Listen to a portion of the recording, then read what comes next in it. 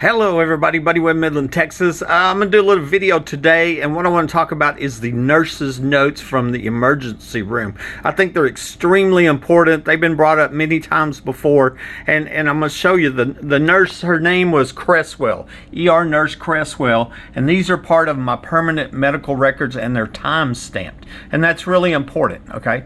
And so we're going to go over them and pretty much line by line by line, because that's what I did over here. I took what she wrote and I broke it down into she wrote this, she wrote that, she wrote that, and then I'm going to explain it to you, okay?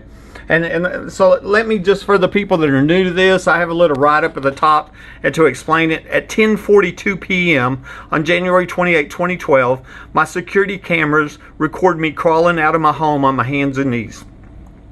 Somebody under my home had shot me with my phone lines cut and burglar alarms going off in the attic.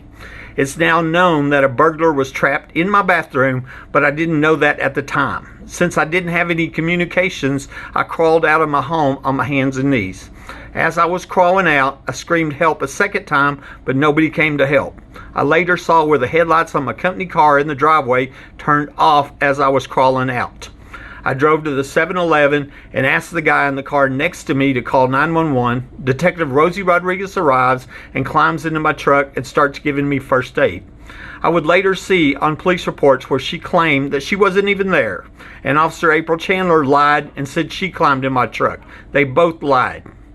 At 11:27 p.m., I was at the ER and Nurse Cresswell was taking notes of what I was saying. Let's talk about that. Okay, so 10:42 to 11:27, that's not very long. You know what I mean? That's about 45 minutes or so. And so line by line, we're going to break down each of these comments that was made. Nurse Cresswell wrote that what I was saying, my neighbors are breaking into my house, and my neighbors have built a tunnel from their house to mine. They're stealing my stuff. And then she later wrote, the next door neighbors hide in my house when I am there. They live there when I'm gone. I can show you where they're breaking in and going through the sheetrock and the tunnels. I saw it on the internet and I heard them down there. Okay, I'm not sure what was meant about the sheetrock, but what I want to say here is I did believe, and I still believe, that the neighbors have a part in the crimes, what's going on. I believe there was a tunnel going on. I did find it on the internet, and that's what I'm going to talk about first. Right there was that first part there, okay? And so just to go back here on cover what I said, here's a video from my security camera. Okay, now let me explain to you what's going on here. I took the 911 video from the 7-Eleven and I laid it on top of here. So the screaming and the calling and the phone call was actually at the 7-Eleven. It wasn't here when I was crawling out. But what I want to show you is I'm crawling out and the lights are on in my company car. And watch them lights, they're going to go off. Okay, and that was the point I made when I was reading that little story. Watch this. See them? They got turned off. Somebody was sitting in my car, okay, and I had just been shot with my phone lines cut. That's why I crawled out, okay? And so here I'm going to loop it back and do it again. See? Now watch the headlights. There's a 911. Okay, now I want to tell you something else we always pay attention to on this. On the 911 call, the recording started before 911 answered. And that doesn't make any sense to me because I don't know how they can have ESP and know in advance that I'm going to call them. So listen to the phone call, and what you hear is the ringing 911. And I would suspect that the recording would start after the connection was made, after 911 called. But listen to what this is. The recording made before 911 answered. Here it's ringing. That's me. That's me in the background. There's a 911. Okay, you see what I'm saying? How did 911 know to start recording before they even answered the phone? That's another weird question. Where did I get that call? I requested it from the city of Midland, from the records department, and I thought that was weird. So I wanted to show y'all that right there, okay? Now, as we're moving on, we're talking about the neighbors, and what I want to tell you here is that I had climbed onto my roof, okay, about a week before the murder attempt. Because, see, I had reported my first burglary 14 months before, and the crimes were repeated. There were multiple burglaries. I had called the police multiple times for these burglaries, people in my attic, etc. That's a burglary habitation. And I couldn't figure out how they're getting in. The ex-wife had suggested maybe they're coming in a tunnel. And so about a week before the murder attempt, I climbed on my roof. And I was looking around to see if I could find something. We're gonna go outside. Here, I'm going to come out this door right here, the back door. And then we're going to go into the backyard. You can't see it on that screen. And I'm going to show you what I saw. Kind of. We're not going to get on the roof because now I'm disabled. There's Belly Dog. Okay. So, like I said, here we're going out back. Okay, so I put a ladder and I got on my roof about a week before the murder attempt. And then I walked over to this side of my house, and I'm all looking around, and I'm trying to see something. You know, here I'm looking at the backyard. There, I was on top of my roof right here. Okay, and so I'm looking around to see if I can find anything, and what I see is right there on the other side of that shed. And if you look, you see them pieces of wood. They're stacked up against the shed. They block my view from the ground. Okay, so I couldn't see back there, but on the other side of there is where a suspected tunnel entrance is. I'm going to show you on Google Maps. And so let's go back in. That's what I saw, and that's what I was talking about, is I believed a tunnel was put in there. And I would see people out there in the middle of the night with flashlights and hear people, the dog would be barking, and I look out there and I'd see they're right there where that tunnel entrance was. And I was just sure. I didn't hear people in my attic, and I'm sure that led to, to under my home. And so now let's look at some Google Earth pictures. I'm gonna show you here what I saw when I was on my roof. Okay, here we go. Okay, there we are. Okay, this is my home. There's the backyard where we were standing. I was on the roof right here looking over. There's that shed, and there's them boards leaned up, and there's where it was. That was when it was taken out in 2014, 2015. This is what I saw when I looked in there, when I got on top of my roof in 2012, about a week before the murder attempt. And it looked like a storm shelter door where it went underground. It was something covering the ground there. And you can see once I started posting pictures on Facebook, they took it out. You can see where the ground wasn't growing there is where it got taken out. That was in 2016, dated on that one. If you go to Google Earth and you look up my address, 3802 Fair Circle, and you go to historical pictures, then you can, it gives you a timeline. You know, a satellite flies over, takes a picture. So this picture's taken in 2008, before I moved here, and it's kind of blurry because old technology, but this is the neighbor's house, that's my house, and it's not there. And that's the point, that it was not there in March 2008. But here in this one, in December 2009, it is there. The suspected tunnel entrance is there, okay? And I was living here at that time. But what happened in between these two times is Mike Lawhon died. And that's the previous owner of my home. And it's suspected he was murdered here and taken to Fort Worth. I wonder if this tunnel has anything to do with him dying, okay, in this home and the crimes, okay, or suspected tunnel. Okay, here's my next picture. It's 2014 and it's still there. We're just trying to timestamp it. I had been ambushed and shot in 2012, crippled for life, living under the threat of death. And even at that time, I had pictures of the secret police, but we didn't know if they were police or not, or criminals that had dressed up, you know, with cop uniforms. But all we knew that is they were covering up a murder attempt. It took 6 years, a $2,000 reward, before a private investigator identified all 11 of the secret police. So at this time, the secret police were still secret, you know, and now we know that it was police and there were police under my home that night. Okay, so here we go in 2016, it's gone. They took it out. And that was the point. I started posting pictures like this on the internet and going, hey, somebody under my home shot me. That's a tunnel entrance. I believe the neighbor had a tunnel entrance, and they took it out. Okay, removed it. Okay. So anyway, I wanted to show you there. One last thing here when we're talking about, there's a couple things on the neighbor. I found this in the police records from Detective Rosie Rodriguez. I call her Dirty Cop. You know, she's been caught lying. She perjured herself in court. She tampered with evidence. She is the dirty of the dirty. No doubt she's a main player here. Okay. And, you know, and just some of the things in this one record here, Buddy had surgery and his foot was not amputated. And I believe she was trying to literally get my leg cut off because it was evidence that I wasn't shot with my gun, which makes this a murder attempt. Okay. But the main thing here, she's talking about those neighbors. His older teenage son parked his vehicle on his property next to Buddy's residence in the morning. His tires were slashed.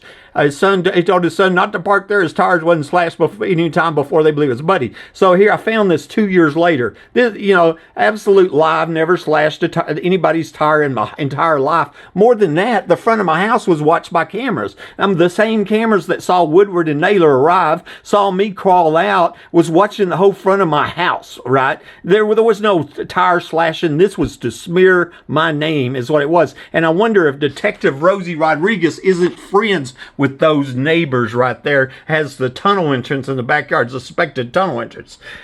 She also personally contacted the hospital to try to have me committed, even when the doctors had cleared me, mental health doctors had cleared me. That's how dirty she is, and how trying to cover up this failed murder, a premeditated capital attempted murder. And she personally closed the case. And let me say, like I said, she tampered with evidence multiple times, lied, perjured herself in court, lied, and just the dirtiest of the dirtiest cops you can even imagine. Rosie Rodriguez. Okay. Let's get back and on more to the nurse's notes. Okay. It says, I was tie wiring my doors to keep them out. Tie wiring my doors. The ex-wife had already told me there was a trap door in this house, but I didn't know where it was. When we just separated less than a month before, I'd filed divorce 5 days before. Well, I'd come home that day of the murder attempt, and I noticed somebody had been in my house again. I had been reporting burglaries to my house for a year and a half, okay? And I get the idea to tie wire my spare doors shut to compartmentalize my house because I'm trying to figure out where this trap door was located at. And I'm going to show you what I'm talking about. Okay, here in the hallway, and here is the bathroom. Okay, I went out of my bedroom. That's a bedroom, and that's a closet. Okay, and I just took tie wire like this. Okay, you can see the tie wire, right? And I tie wired that doorknob over there to this doorknob right here, like that. And that's literally all I did. And I tie wired this door. All these doors were tie wired just like that. Okay, and so I physically barred these doors, and so nobody could easily open them. You know, come in and out. That's all it was. Okay. Well, what I didn't know is I trapped a burglar in this bathroom. See, it's a double room. Right now it's a storeroom with stuff in it. But back there's the shower, and there's another door, and there's a burglar back there, and I didn't know it. Okay. And the reason I found that out is when I got back home from the hospital 10 days later, crippled for life, survived a murder attempt, I found the hinge here torn off the wall. Okay, well, there's no reason to do that. If the cops came here and the door's tie wired, all you had to do is untie wire it, right? Cut it or whatever. No reason to tear this off the wall. But more importantly, on the inside, top door jamb was these pry marks right here, okay? And what that did was, you know, they wasn't there when I was shot, and that told me a person was trapped in this room, and they were trying to pry this door open, but I had it tie-wired shut, is what the deal was, okay? So I had, you know, I hear this burglar is on the other side of this door, and I'm over here, and I got a gun and every right to protect my life and property, right? It's a dire situation for these criminals that have $1 million underground homes and have a secret police murder gang, and they have the press covering up, you know, all their crimes, and people breaking the attic all over the country, and the press is hiding their crimes, you know, from the public. I mean, they got all the bases covered, you know, raping these women. They're not home. I had 2 women tell me lately they were raped, and after reporting people in the attic, you know, they tried to murder me. I believe they murdered the guy that lived here before me. All because of a piece of tie wire, you know. Well, I was telling, you know, the nursing staff and telling Rosie Rodriguez that at the emergency room. An interesting side story is in Rosie Rodriguez, dirty cop, right? She stops her recorder and she's mad, right? And she says, "Did you put electricity on it?" And I'm like, what? That was a weird question. Electricity on it. And what she was talking about was 2 weeks earlier, I had stopped a home invasion and I had put electricity on my bedroom doorknob. Okay, I cut an extension cord, and that's the night that it's believed Matt Hyman died in my hallway 2 weeks earlier. And I think it pissed him off. It might have been revenge for murder. Okay, and but obviously Rosie Rodriguez knew about that, and that's why she asked me, did you put electricity on it? And of course not. You know, I tie-wired the door shut, and I told you why, because I was compartmentalizing my house to try to find where the trap door was at. I'd recognized somebody had been in my home again, and I accidentally trapped a burglar, and that might have been the motive for murder, okay? The other line above it says there are sirens going off. The alarms kept going off. And they were burglar alarms in my attic. What they are was motion detectors, okay? And I'm going to show you here. I got some videos. I've had hundreds of these go off and basically made hundreds of videos here. I had another video I was going to show you, harassed by the neighbor. This was the next door neighbor. I was going to show you that a minute ago, but let me show you this one. My backyard? You don't want me in my own backyard? What are you saying? He said, take your medicine. My blood pressure medicine? You need to take your medicine. My blood pressure medicine? Yes, sir. Huh? You're crazy medicine. See? Slander, harassment. Slander? This is the guy. See the boards back there to hide the tunnel entrance in his backyard? I wonder if this guy didn't murder Mike Law and put that tunnel entrance and killed Mike. I don't know that, but I think it should be investigated. If that was a tunnel entrance, then I would say he probably did murder Mike Lawson. Really? You believe it? It's Space Jam. Oh, okay. Space Jam is not real. Uh-huh. Paper. What do you know about these multiple? What do you know about these murders? Huh? You know anything about these murders? See, that's what I'm asking him about. I was told Do you know 4 anything people about the murdered murder died in people my know? house. Tell the people you're lying. Do You know, Aaron Packwalter said 4 people murdered my house, and if this guy's got a tunnel going from his house to my house, don't you think that'd make him a suspect? Okay. Especially the harassment, and I'm a crippled crime victim. Let me show you the burglar alarms. That's what we were talking about. I've got 1,000 videos on my YouTube channel, over 1 million views, and so many are burglar alarms. And here, I just did a search for burglar. You know, burglar on this day, burglar on that day, burglar on this day. There's more than I can even count, you know. Actually, I'd sent an email here to, I'll show you. This was July 10th, 2018, to Seth Herman, who's the current chief of police, Morales, who was the former mayor, and most of them are former city council members. Lacey, Sparks, Love, Duffert, Hotchkiss, Robinette. That was all Midland City Council. So they all got this email in 2018, and it was called Burglar at Habitation Theft of Services, 3802 Fair Circle. I'm telling the story. I told them I put a Vivint alarm system in my attic that dispatched the police to my attic twice. The police refused to look and then called me crazy on the police report. I just did a video about that. And then at the bottom was a list of burglar alarm videos going off, and there was 50 of them, right? I didn't even, the only thing that happened was they blocked my emails. That's the only thing that happened, right? Because they basically stick their fingers in their ear. They don't want to hear about it, you know, and they're valid. Here's another one. Okay, I'm gonna show you. This is more recent, 2021, and this is not so much of an audio alarm. I put a motion security light on in my attic. So what happened? And I had a hole above my TV, and you could see the light come on in the attic. You know, I don't know how many of them videos I got that look like that. I hear somebody in the house all the time. Yeah, every day I hear somebody in the house. Burglary in progress. This is 2017, December 20th. And, Hear it?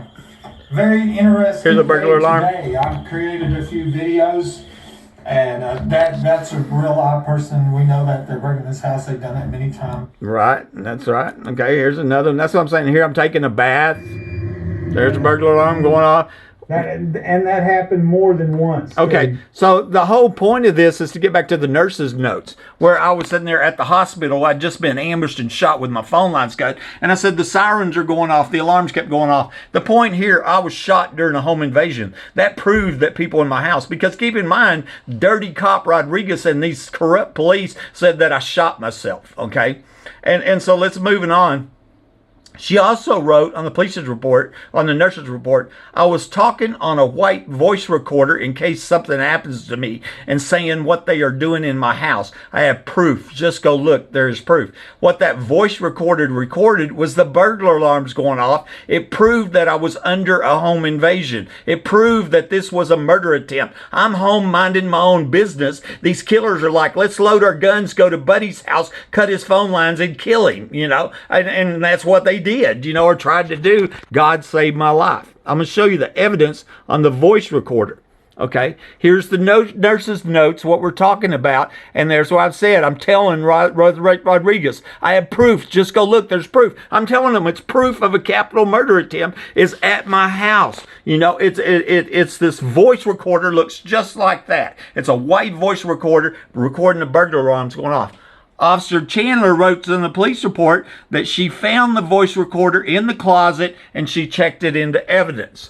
When I checked the evidence logs, I found out that Chandler lied. It was not checked into evidence. And she also found 222 guns, and which Matt Davis checked into evidence, Sergeant Matt Davis, who later quit the police department, and but he didn't check in the voice recorder. I made a big point of that. Okay, contacted the city of Midland. Where's the voice recorder that Chandler said she checked in? Well, they just went and scribbled out one piece of evidence, the whole item number 4, the whole, they scribbled that out and hand wrote in voice recorder. I kid you not. This was years after the fact, too. After the fact, after I made a point of them stealing the voice recorder that I told them about that was proof of a capital murder attempt. The other thing was these 12-gauge shotgun shells. I made a big point of there was no empty shotgun shell, okay? I said, hey, if I was shot with my gun, there'd be an empty shotgun shell. There's no empty shotgun shells in evidence. They're going to let me scribble this out. I'll just handwrite that one in, no problem there. That's how they cover up murders in Midland, Texas. That's how dirty they are. I mean, dirty, murder you in your home. If you call and you report felonies to these police and they're involved in the felonies, they may murder you in your home, or at least that's my experience. Here's Matt Davis checked in the shotgun shells. Now, here's the important thing here, spent shotgun shells. If you know anything about guns, okay, they're saying I shot myself with a 12 gauge. It was a pump Remington 1200. If you know anything about guns, then you know that shotgun shell is inside that gun, right? I mean, it is. If I had shot myself with my 12 gauge, as they falsely claimed, the empty shell would be in the gun. You eject that shell, and then you could get the live shells that are also in the gun. You eject it with the pump. Okay? There was 4 live shells checked in by CSI Marty Barrett, okay, the crime scene investigator. Marty Barrett picked up my gun, and he checked in my gun. He checked in 4 live shells. He didn't check in an empty shell, but he couldn't have got that live shells out of it without unloading the empty shell. The deal is there was no empty shell because I was not shot with my gun. This was a premeditated capital murder attempt, and we got some very dirty cops that were involved in it. The scariest of the scary. Police involved in a premeditated murder attempt of a citizen that had been reporting crimes to them. And it looks like I'm just the next guy, the last guy, because I believe they murdered the guy before me. But look who checked in the shotgun shells a year and a half later. Matthew Davis, same guy on the voice recorder. That's who April Chandler had given the voice recorder to. So now you understand how important that line was, that the nurse's notes there, okay? And I'm telling the police, I've made videos about that. I told the police that we're evidence of a premeditated murder attempt, and they stole the evidence. That's what happened, okay? Now here, the last line was here, Detective Rodriguez has patient's necklace and stated she was going to give it to his brother. That's another odd statement. One, what it does is timestamp Rosie Rodriguez in the room. So Rosie Rodriguez knew everything I already told y'all. She heard this, okay? But Rosie Rodriguez on the police report, she didn't know that the nurse was taking notes, right? And so she made up her own lie, and then she's got dirty cops backing her up that lying with her, okay? So then it's my word against a bunch of dirty cops that are all lying, except she didn't know the nurse was documenting what I said. And here's what Rosie Rodriguez wrote, an entirely different story. And she said that I told her I was locking up for the night and I accidentally knocked my gun over and shot myself. Nothing about burglar alarms going off. I'm under a home invasion. Proof is at my house. None of that. She said that I told her, I was going to bed for the night, accidentally knocked my gun over and shot myself. That's what Detective Rosie Rodriguez wrote on the police report. Just a bold-faced lie to cover up a premeditated murder attempt. She might have been the shooter. I mean, I wouldn't be surprised to find out she's not the shooter. I won't be surprised to find out Rosie Rodriguez is the one that murdered Mike Lawhon, because, I mean, that's how dirty this cop is, And she also wrote on the report here, I said my phone was not charged, so I went outside and screamed for help. Another lie. I had a fully charged cordless phone in my pocket. It didn't work because they disconnected the home phone lines, but the phone was charged fully. And the only reason I had the cordless is because my cell phone was stolen before the murder attempt, okay? And there's a picture, it was planted behind this nightstand right here, back there behind that nightstand, and I have a picture of Rosie Rodriguez leaned over that nightstand with April Chandler. I've showed that many times of what I believe Rosie and April were planting the stolen cell phone. So I wanted to explain to y'all the nurse's notes there, and hopefully that makes a bunch of sense. And